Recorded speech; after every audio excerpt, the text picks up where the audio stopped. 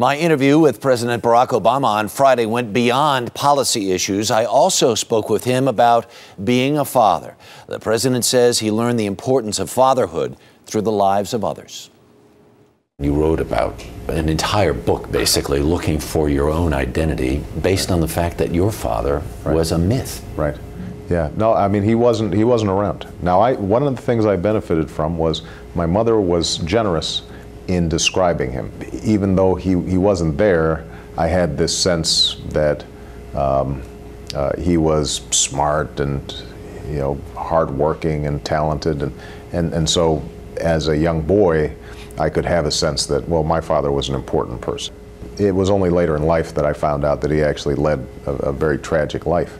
And in that sense, it was the myth that I was chasing as opposed to knowing who he really was. But despite the incredible efforts of my mom, there's no doubt that that still left a hole in me. And I think that's true for a lot of kids.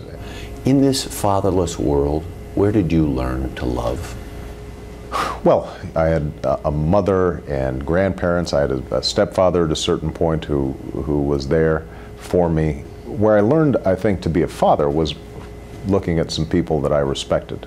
Michelle's father was just a wonderful man. I mean, here's a guy who had multiple sclerosis at the age of 30, and yet he went to every one of Michelle's dance recitals, every one of her brother's basketball games, was a man of incredible love and good humor.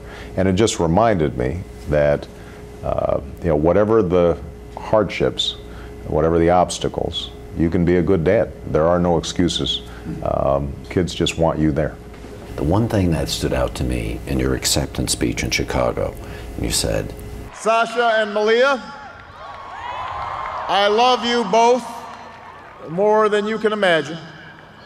And you have earned the new puppy that's coming with us to the White House.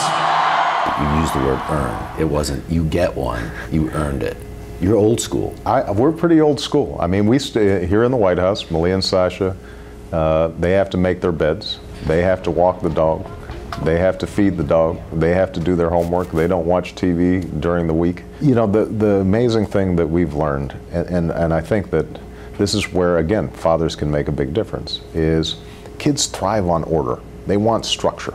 The president helped kick off Father's Day weekend on Friday with a barbecue. Flip it over here. And among the invited guests was our own Bobby Flay. You know, I feel like you've been here before. I know what I'm doing. Look at that. Come on, Mr. President. Your whole life is under a microscope now, and believe it or not, every parent in the country is watching your every move as a parent. Are you aware of that scrutiny?